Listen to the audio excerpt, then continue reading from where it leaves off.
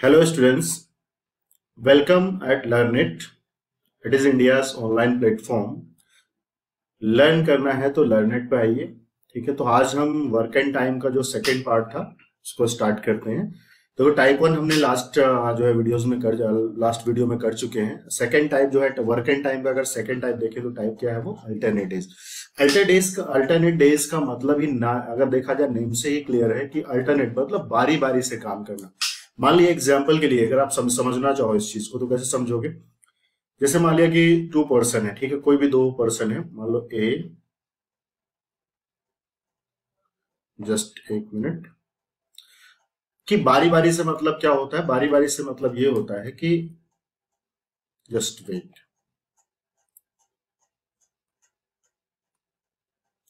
बारी बारी का मतलब ये होता है कि मान लो पहले दिन किसने काम किया। मान लो 2 पर्सन है, ए और बी, ठीक है, कौन कौन है, ए और बी है।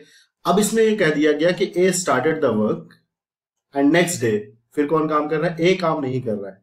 A is not working, on the next day B is working and on the third day B is not working and A is working, ठीक है। फिर नेक्स्ट डे क्या कहा गया कि फोर्थ डे जो होगा वो B is working but A is not working. 2 person है, सिर्फ और सिर्फ 2 पर्सन है, तो ए पहले दिन काम कर रहा है, बी दूसरे दिन काम कर रहा है, फिर अगले दिन ए कर रहा है, सिर्फ और सिर्फ ए कर रहा है, अगले दिन फिर बी कर रहा है। इस तरह से देखा, जब इस तरह से काम चलता है, इस पैटर्न में जब काम होता है तो क्या कहलाता है वो अल्टरनेट डेज कहलाता है। मतलब फर्स्ट डे अगर देखा जाए पहले दिन ए ने काम किया, सेकंड डे पे कौन काम कर रहा है, बी, फिर थर्ड डे पे अगर देखा जाए कौन काम कर रहा है, फिर ए कर रहा है, फिर अगर देखा जाए अगले दिन फोर्थ डे पे कौन काम कर रहा है, बी काम कर रहा है, फिर अगले दिन कौन काम कर रहा है, अगर देखा जाए फिफ्थ डे पे फिर ए काम करेगा, अगले दिन सिक्स डे पे कौन काम करेगा। तो एक पर्टिकुलर पैटर्न बनना है। अगर हम देखें यहाँ पे एक पर्टिकुलर पैटर्न बनना है इस तरह से। अगर हम देखें, अगर इस तरह से कुछ आप देखना चाहो तो अगर 2 ही पर्सन है, ए और बी 2 ही पर्सन है, तो 2 दिन का वर्क हम साथ साथ देख रहे हैं कि पहले दिन ए ने काम किया फर्स्ट डे, फिर अगले दिन कौन काम कर रहा है, बी काम कर रहा है, फिर एक पैटर्न बनेगा ए और बी का, अगले दिन ए करेगा, फिर इस तरह से पैटर्न बनता जाता है, फिर ए फिर बी आएगा अगर 2 पर्सन है, ठीक है। तो this is the first type of the question which is asked in the examination from the alternate days, ठीक है। लेकिन इसमें मेंशन किया जाएगा कौन काम शुरू कर रहा है, ए शुरुआत कर रहा है कि बी, ये मेंशन किया जाएगा। नहीं मेंशन है तो फिर तब भी क्या करोगे आप, ए काम करना शुरू कर रहा है, ये आप कंसीडर करके चलोगे, ठीक है। दूसरे टाइप में क्या होता है कि अगर कहा गया कि ए जो है पहले दिन फर्स्ट डे काम कर रहा है, ठीक है, और अगले दिन कौन, ए की हेल्प के लिए कौन आ रहा है, बी आ जा रहा है, तो ए की हेल्प के लिए बी आ रहा है, मतलब कौन काम कर रहा है, ए प्लस बी। अगले दिन फिर कह रहा है ए अकेले काम कर रहा है, फिर नेक्स्ट डे कौन काम कर रहा है, बी के हेल्प के लिए आ जा रहा है ए। तो हर अल्टरनेट डेज पे ए की हेल्प करने के लिए कौन आ जा रहा है, हमेशा हमेशा बी आ जाता है। तो ठीक है, अल्टरनेट डेज पे तो फिर ए काम करेगा, फिर अगले दिन हेल्प के लिए कौन आ गया, बी आ गया। तो इस तरह से जो पैटर्न बनता है, एक सेकेंड टाइप का क्वेश्चन बनता है इस तरह से, ठीक है। तो ये अल्टरनेट डेज में इस तरह से एक क्वेश्चन बनता है। एक ये होता है कि पहले दिन ए ने काम किया, नेक्स्ट डे कौन काम कर रहा है, ए नहीं करेगा, बी कर रहा है, नेक्स्ट डे कौन काम कर रहा है, ए और बी के हेल्प के लिए सी आ गया, तो यहां पे कौन कर रहा है, ए भी कर रहा है, फिर कौन काम कर रहा है, अगर देखा जाए थर्ड डे पे ए और बी सी तीनों काम कर रहे हैं। तो ये भी एक पैटर्न बनता है इस तरह से, ठीक है। तो 3 दिन का हम वर्क यहाँ पे देखते हैं, यहाँ पे 2 डेज का वर्क देखते हैं, यहाँ पे 2 डेज का वर्क देखते हैं। एक इंपॉर्टेंट चीज बतानी थी मुझे यहाँ पे, कैसे आप फाइंड करोगे अगले दिन कौन काम करने वाला है। अगर मैं पहले टाइप में देखूं तो मैं अगर पूछ लू, ये बताओ मुझे 14th डे पे कौन काम कर रहा है, कैसे बताओगे 14 डेज। तो आप ऑब्जर्व करो ये कि जितने भी ऑड डेज हैं, कहा गया ए स्टार्टेड द वर्क, ए ने काम शुरू किया है, जितने भी ऑड, ए ने अगर काम शुरू किया है तो जितने भी ऑड डेज हैं, ऑड डेज का मतलब पहला दिन, थर्ड डे, फिफ्थ डे, ठीक है, फिर 7th डे, फिर इस तरह देखा जाए तो कौन काम कर रहा है, जितने भी ऑड डेज है उस पर ए काम कर रहा है, और जितने भी इवेंट डेज है उस पर कौन काम कर रहा है, बी काम कर रहा है। तो 14th डे क्या है, ये इवेंट नंबर है, इसका मतलब इवेंट डेज पे बी काम करता है, मतलब जितने भी इवेंट डेज आएंगे उस पर कौन काम कर रहा होगा, बी काम कर रहा होगा। समझ आ रही बात मेरी। अब यहाँ पे अगर फिर से मैं आपसे पूछूं कि ए इस तरह से काम कर रहा है, फिर बी काम कर रहा है, ए ने काम शुरू किया है, फिर बी ने जो है आ रहा है इस तरह से, तो अगर मैं पूछूं ये बताओ मुझे 101th डे पे कौन काम करेगा, तो यहाँ पे क्या बताओगे कौन काम कर रहा होगा, तो आप सीधा बोलोगे जितने भी ऑड डेज है उस पे ए काम कर रहा है, तो यहाँ भी ए काम कर रहा होगा, because 101 is a odd number, right. अगर मैं पूछूं 67th डे पे कौन काम कर रहा होगा, तो 67th डे पे कौन काम कर रहा होगा, तो ये ऑड है, तो ऑड डे पे कौन काम करता है, ए। अगर मैं पूछूं 62 जो है इस दिन कौन काम कर रहा होगा, तो आप बोलोगे बी। तो जितने भी इवेंट डेज और ऑड डेज हैं उस पे कौन काम करेगा, अगर ए ने शुरू किया तो ऑड डेज पे, बी ने शुरू किया तो बी ऑड डेज पे आ जाएगा, ठीक है। अब इसमें पैटर्न बना 2 दिन का। अब देखा जाए 2 दिन का हम वर्क, हमेशा अगर ए और बी है 2 दिन का, तो हम 2 डेज का वर्क फाइंड करेंगे। तो 2 डेज में कितना काम हो जाएगा ये देखना है। तो ए एक दिन में कितना काम कर सकता है, बी एक दिन में कितना काम कर सकता है, दोनों का वर्क ऐड होके यहाँ पे आ जाएगा। ठीक है, अब हम इस तरह इसी पे बेस्ड क्वेश्चन देखते हैं। ये बेसिक कॉन्सेप्ट था, क्वेश्चन के थ्रू समझेंगे कैसे हम क्वेश्चन को सॉल्व करेंगे।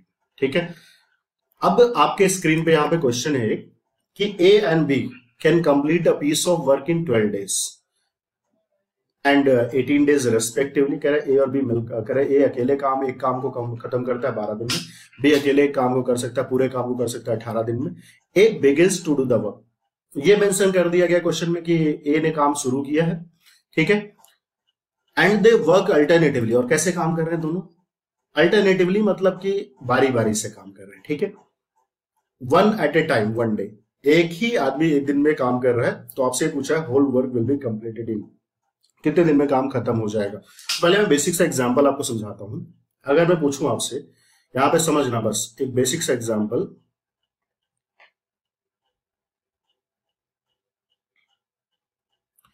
एक एग्जांपल लेता हूं पहले मैं, ठीक है, फिर मैं क्वेश्चन पे चलता हूं। जैसे अगर क्वेश्चन को आपको सॉल्व करना है, तो मान लो मैंने कहा एग्जांपल के लिए ए कोई काम 10 दिन में करता है और बी एक काम को उसी काम को कितने दिन में करता है, मान लिया 15 days में करता है। तो आपको मैंने इसको सॉल्व करने का तरीका तो बताया है, कैसे एलसीएम लेते हैं, ये सब सारी चीजें मैंने बताई। तो 10 और 15 का एलसीएम देखा जाए तो 30 होता है, यही टोटल वर्क हो जाता है। मैंने लास्ट वीडियो में समझाया आपको, तो ये टोटल वर्क होता है। 10 से आप टोटल वर्क में डिवाइड करो, वर्क में टाइम का डिवाइड करोगे तो क्या मिलता है, एफिशिएंसी सब समझा चुका हूँ फर्स्ट वीडियो में। तो यहाँ पे आ जाएगा 3 यूनिट पर डे, मतलब ए एक दिन में कितना काम कर सकता है, 3 यूनिट। बी 15 से 30 को डिवाइड करेंगे तो क्या होगा, यहाँ पे 2 यूनिट पर डे आ जाएगा। मतलब बी सिर्फ और सिर्फ एक दिन में कितना काम कर सकता है, 2 यूनिट कर सकता है। अब मैंने ये कहा कि ए और बी अल्टरनेटिवली काम करते हैं और ए ने काम को शुरू किया है। तो पहले दिन कौन काम कर रहा होगा, ए कर रहा होगा। ठीक है, नेक्स्ट डे कौन, ए नहीं करेगा, बी करेगा। अल्टरनेट डेज में तो यही होता है। फिर अगले दिन कौन काम करेगा, ए करेगा। फिर इसके बाद कौन करेगा, बी करेगा। तो अब देखा जाए फर्स्ट डे तो ए काम कर रहा है, तो कितना काम कर पाएगा, इसकी एफिशिएंसी कितनी है, इसकी एफिशिएंसी 3 यूनिट है सिर्फ उससे। ये पहले दिन कितना काम कर सकता है, 3 यूनिट कर पाएगा एक दिन में। बी आएगा नेक्स्ट डे तो कितना काम कर पाएगा, सिर्फ और सिर्फ 2 यूनिट कर पाएगा। अगले दिन देखा जाए फिर कितना ये कर पाएगा, 3 यूनिट कर पाएगा सिर्फ और सिर्फ। फिर बी आएगा कितना, 2 यूनिट आएगा सिर्फ कर पाएगा। अब एक चीज समझो मेरी बात यहाँ पे, अब यहाँ पैटर्न क्या बन रहा है, 2 दिन का हम पैटर्न बना रहे हैं। ठीक है, 2 दिन का पैटर्न बन रहा है। तो यहां से अगर हमें आंसर निकालना हो तो हम 2 डेज का वर्क कंसीडर करेंगे। तो 2 दिन, पहले दिन ए ने काम किया, अगले दिन बी ने काम किया, तो 2 डेज हुई। तो 2 दिन में कितना काम होगा टोटल, देखा जाए ए पहले दिन काम करेगा 3 यूनिट, अगले दिन बी करेगा 2 यूनिट, तो कितना काम हो जाएगा, टोटल वर्क होगा जो 5 यूनिट हो जाएगा। ठीक है, मतलब 2 डेज में कितना काम हो जाएगा, 5 यूनिट। लेकिन करना आपको कितना, 30 करना 30 है। तो आप डायरेक्टली सॉल्व कर सकते हो। इस तरह से देखा जाए तो हर 2 दिन पे 5 यूनिट वर्क हो जाता है। हर ये 2 दिन पे 5 यूनिट, तो ऐसे कितना अगर बेसिकली समझा जाए तब भी सॉल्व हो जाएगा, या फिर इस तरह से भी सॉल्व करना चाहो। 5 को 30 बनाना है तो किससे मल्टीप्लाई, 6 से। यहाँ भी जिस प्रोपोर्शन में टाइम बढ़े, जिस प्रोपोर्शन में वर्क बढ़ेगा उसी प्रोपोर्शन में टाइम भी बढ़ेगा।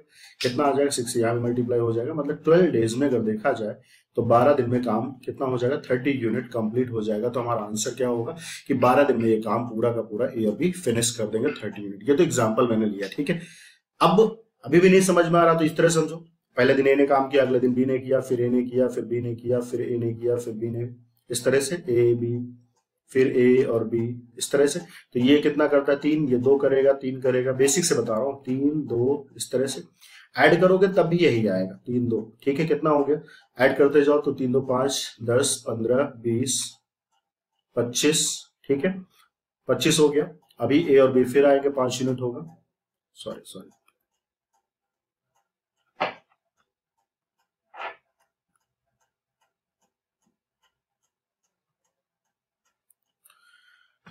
तो यहाँ पे ए और बी, ये 3 करेगा फिर 5, तो कितना हो जाएगा टोटल। अगर डेज गिने तो पहले दिन, दूसरा दिन, तीसरा दिन, चौथा दिन, पांचवा दिन, छठा, सातवां, आठवां, नवा, 10वां, 11 और 12 ऐड करो, सब टोटल आ जाएगा। यहाँ तक सारे 3 2 5 सबको ऐड कर दो, 25 ही हो गया था।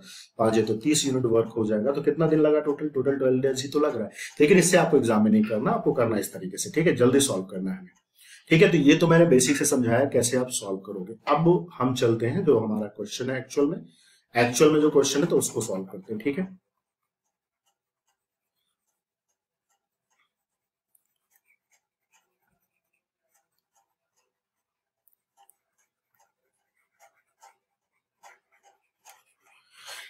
अब देखो क्वेश्चन में पैटर्न वही है जो हमने बताया, जिस तरीके से सॉल्व करना उसी तरीके से सॉल्व करना है। तो ए कह रहा है कितने दिन में काम करता है, तो ए काम करता है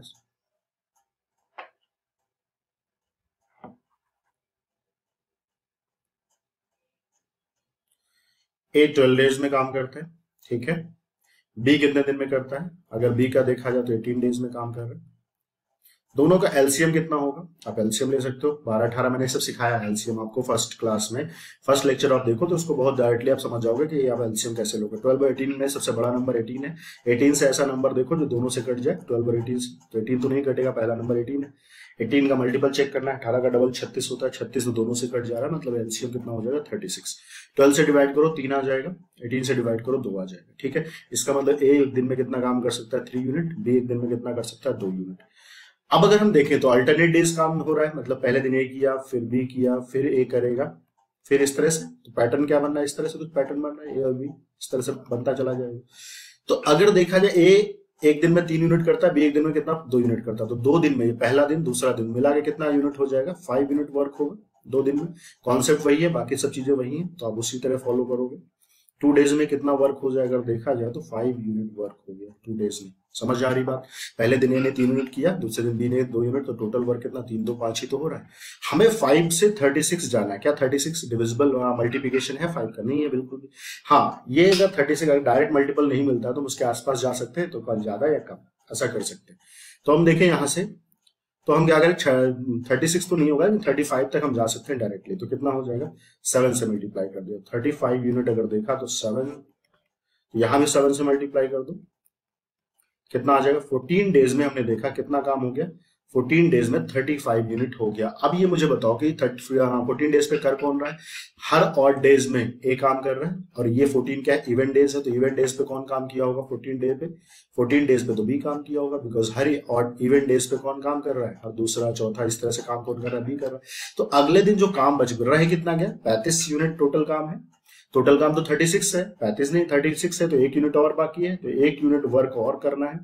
और अगले दिन नंबर किसका है 14वें के दिन बाद 15वें दिन नंबर है किसका, ए का नंबर आएगा कि नहीं, यहाँ पे तो बी है, अगले दिन किसका नंबर होगा ए का।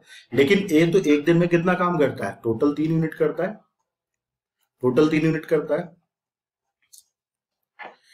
लेकिन करना कितना सिर्फ और सिर्फ एक दिन में वो पूरा 1 डे लेता है, 1 डे में 3 यूनिट करता है, 1 डे में कितना काम करता है 3 यूनिट वर्क करता है। लेकिन हमें 3 यूनिट नहीं चाहिए, हमें 1 यूनिट चाहिए, मतलब 3 यूनिट अगर हम देखें बेसिक से समझे तो 1 डे लगता है, तो 1 यूनिट काम करने में कितना लग जाएगा उससे, अगर बेसिक तरीके से 1/3 डे 1/3 डे लगेगा। समझ में आई बेसिक सी बात। अगर आप इस चीज को नहीं समझ पा रहे हो, ठीक है, तो मैं डायरेक्ट बता देता हूं। अब ये बताओ कितना काम रह गया 1 यूनिट, तो 1 यूनिट वर्क बाकी है, और एक ही एफिशिएंसी कितनी है 3। तो वर्क से वर्क में अगर एफिशिएंसी का डिवाइड करते हो तो मैंने बताया फर्स्ट क्लास में क्या होता है टाइम मिलता है, इतना टाइम लगेगा, मतलब 1/3 टाइम और लग जाएगा, 1/3 डे। पूरे दिन में तो 3 काम करेगा, 1/3 डे लगेगा तब ना 1 यूनिट काम करेगा। अगर पूरा दिन काम करेगा तो 3 यूनिट करेगा। तो इस तरह से देखा जाए कितना टाइम लग गया टोटल वर्क, यहाँ टोटल हो गया 35 और 1 36 यूनिट कंप्लीट हो गया टोटल वर्क। और यहाँ पे टाइम कितना लगा 14 होल 1/3 डेज बोलो, या फिर इसको बोलो कितना 14 होल, इसी को आप बोल सकते हो 14.33 डेज। ठीक है, ये बात मेरी समझ आ रही होगी आपको। ठीक है, ये बेसिक सा क्वेश्चन था। अगर देखा जाए अल्टरनेट डेज का, आसान है, समझने की कोशिश कर रहा सभी लोग। तो ये अल्टरनेट डेज का क्वेश्चन है, और ये ऑप्शन कौन सा आंसर हो जाएगा, फर्स्ट ऑप्शन आपका आंसर हो जाएगा। इंपॉर्टेंट क्वेश्चन है, बेसिक सा, आपके बेसिक कॉन्सेप्ट क्लियर करने के लिए। अगला क्वेश्चन लेते हैं। अब इसमें कॉन्सेप्ट ऑफ नेगेटिव वर्क आता है, ठीक है, उसको डिस्कस करते हैं। अब कॉन्सेप्ट ऑफ नेगेटिव वर्क के बारे में देखते हैं। कॉन्सेप्ट ऑफ नेगेटिव वर्क है क्या एक्चुअली। नेगेटिव वर्क का मतलब ये होता है कि एक दिन किसी ने काम किया, अगले दिन आया कोई उस काम को खराब कर दिया, फिर अगले दिन आया, मतलब वो काम किया, आगे बंदा आगे काम कर रहा है, अगले दिन दूसरा आदमी उस काम को खराब कर दे रहा है। कैसे, देखो कॉन्सेप्ट ऑफ नेगेटिव वर्क में मैं समझाता हूँ, बेसिक से एग्जांपल क्या है।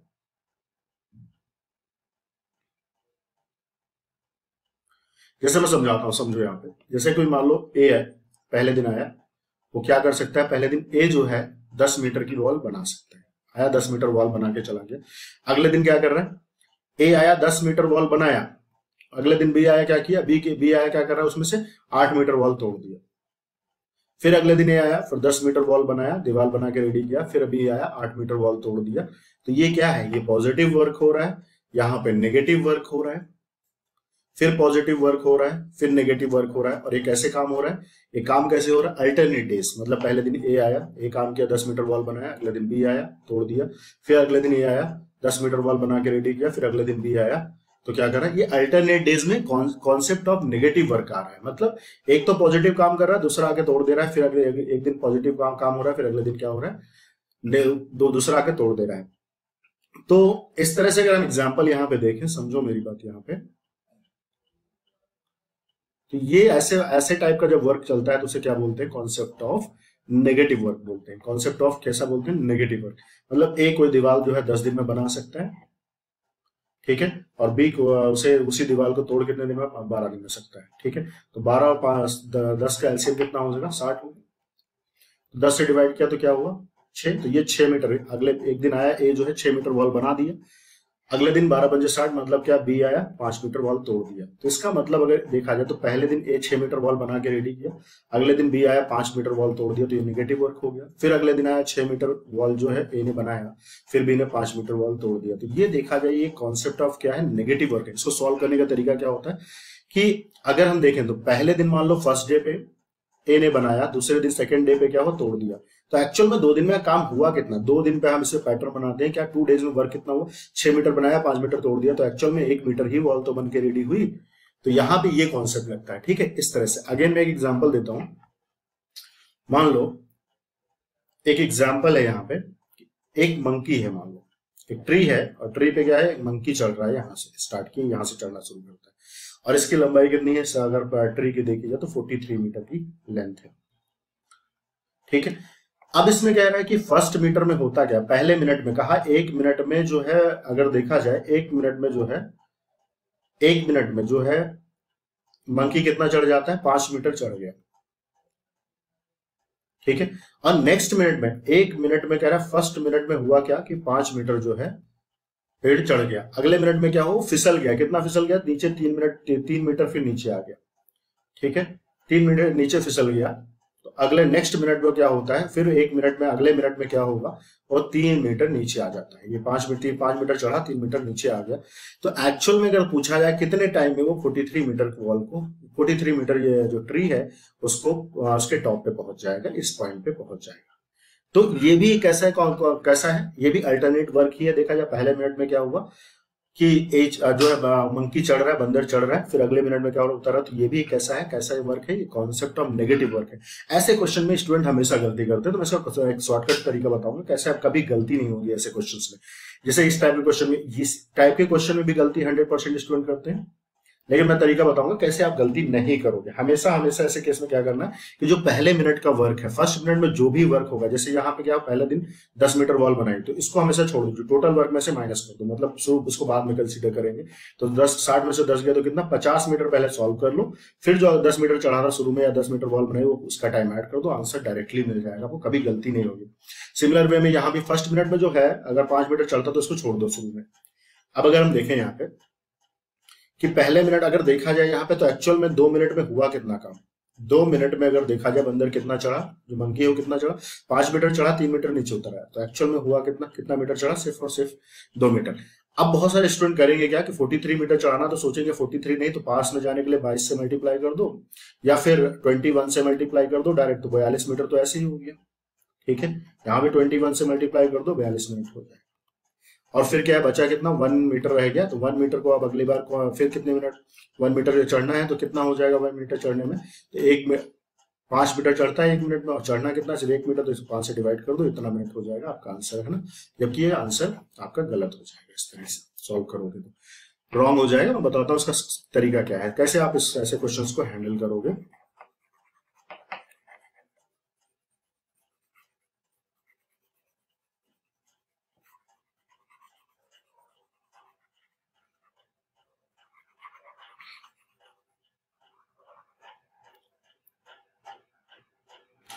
ऐसे क्वेश्चन को सॉल्व कैसे करोगे ये आपको देखना है, ठीक है।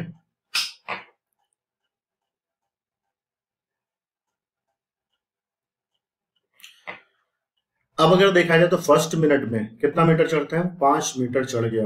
जो मंकी है वो 5 मीटर चढ़ रहा है, लेकिन उसके लिए टाइम कितना ले रहा है, 1 मिनट ले रहा है। अगले मिनट में क्या कर रहा है, वो 3 मिनट नीचे उतर आ रहा है। ठीक है, इस तरह से कितना मिनट ले रहा है, 1 मिनट ही ले रहा है। मैंने क्या कहा आपसे, चढ़ना 43 है, तो 43 में से आप कितना माइनस कर दो, पहले आप फर्स्ट मीटर में, फर्स्ट मिनट, फर्स्ट डे या फर्स्ट आवर में जो भी काम हो रहा है उसको आप छोड़ दो पहले के लिए, उसको आप नेग्लेक्ट कर दो, इस वाले चीज को नेग्लेक्ट कर दो थोड़ी देर। तो यहाँ पे 5 निकाल दे तो एक्चुअल में बचा कितना, 38 मीटर। अब ये सोचो 38 मीटर चढ़ने में वो इसको मंकी को कितना टाइम लगा होगा, पहले ये फाइंड कर लो। तो यहाँ पे एक्चुअल में देखा जाए तो 2 मिनट में हमने कितना देखा कि 2 मिनट में एक्चुअल में मंकी चढ़ कितना पा रहा है, 5 मीटर चढ़ा, 3 मीटर नीचे उतर आया, तो कितना एक्चुअल में चढ़ा, सिर्फ 2 मीटर ही चढ़ पाया हो। ठीक है, और कितना टाइम लिया, 2 मिनट। तो 2 मिनट में अगर एक्चुअली देखा जाए तो कितना चढ़ पाया, सिर्फ और सिर्फ 2 मीटर। अब 38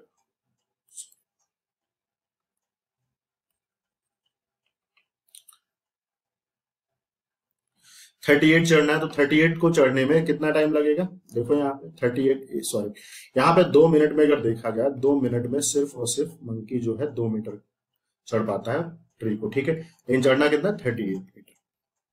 तो आप डायरेक्ट कहोगे तो डायरेक्टली मल्टीप्लाई हो रहा है, मल्टीपल है किसका, 19, मल्टीप्लाई कर दिया। 38 मिनट में अगर देखा जाए तो वो कितना चढ़ गया, 38 मीटर चढ़ गया मतलब मंकी। ठीक है, अब जो हमने छोड़ा था पहले, ये इस कॉन्सेप्ट के साथ सॉल्व करोगे इस तरीके से तो कभी आपका आंसर रॉन्ग हो ही नहीं सकता। ठीक है, पहले मिनट का जो हमने वर्क छोड़ा था, पहले मिनट का, पहले डे, फर्स्ट डे का या फर्स्ट आवर का जो वो काम छोड़ते हैं उसको लास्ट में सॉल्व कर लेते हैं। तो पहला जो 5 मीटर चढ़ा था, ये 5 मीटर चढ़ने में उसको कितना, मंकी को कितना टाइम लगा था, 1 मिनट का टाइम लगा था। ठीक है, तो 1 मिनट का टाइम लगा था, मतलब कितना चढ़ना है अभी, 5 मीटर जो शुरू में चढ़ा था उसको निकालो, तो यहाँ 5 मीटर चढ़ने में कितना मिनट लगा था, 1 मिनट। तो एक्चुअल में अगर देखा जाए तो 39 मिनट में ही वो टॉप पे पहुंच जाएगा, जबकि आप पहले देखे थे आप कितना रॉन्ग कर रहे थे। ये देखा जाए तो ये 39 मिनट में ही आपका जो है, ये जो मंकी है वो टॉप पे पहुंच जाएगा। ये एक्चुअल में सही आंसर है। आपको ये नहीं कि वो टॉप पे पहुंच गया दोबारा फिर उसको फिर नीचे कर रहे हैं, नहीं, एक बार पहुंच गया टॉप पे तो फिर वही से आपका आंसर कंसीडर होगा। तो ये आपका आंसर हो जाएगा कितना, 39 मिनट सिर्फ और सिर्फ लगेगा मंकी को टॉप पे पहुंचने में। तो ये बेसिक एग्जाम्पल था। ठीक है, अब इसी से रिलेटेड एक क्वेश्चन सॉल्व करते हैं, जो इसका प्रैक्टिकल एग्जाम्पल आप ट्राई करो। देखो क्वेश्चन में क्या गिवन है, कह रहा है कि Ankur can paint a wall in 10 days. Ankur एक दीवार को जो पेंट कर सकता है वो क्या कर सकता है, लाल पूरी तरह पेंट कर सकता है। पहले सिर्फ और सिर्फ उसे सीमेंट था, तो उसको पेंट करने में अंकुर को 10 दिन लग जाते हैं। वरुण कैन व्हाइट वॉश, उसी पेंट की हुई दीवार को वरुण कितने दिन में व्हाइट वॉश कर सकता है, पूरी तरह व्हाइट कर सकता है। उसी रेड पेंट को हटा के व्हाइट वॉश कर सकता है 12 दिन में। If Ankur and Varun work alternatively, अगर ये बारी बारी से काम करते हैं, तो कह रहा है when the wall has just cement on it, मतलब जब सीमेंट था दीवार पे तभी दोनों काम स्टार्ट करते हैं। when it is completely painted red, जब पूरी तरह completely जो है दीवार रेड हो जाए, how many days will it take to paint the entire wall red, कितना समय लगेगा ये आपको निकालना है। सेम चीज मैंने बताया, यहाँ भी कॉन्सेप्ट ऑफ नेगेटिव वर्क है, एक रेड पेंट कर रहा है, दूसरा एक व्हाइट वॉश कर दे रहा है। ठीक है, तो कॉन्सेप्ट ऑफ नेगेटिव वर्क में ही आएगा। तो मैं इसको बताता हूँ कैसे सॉल्व करोगे आप इस क्वेश्चन को, अप्रोच कैसी होगी आपकी। अब देखो अंकुर जो है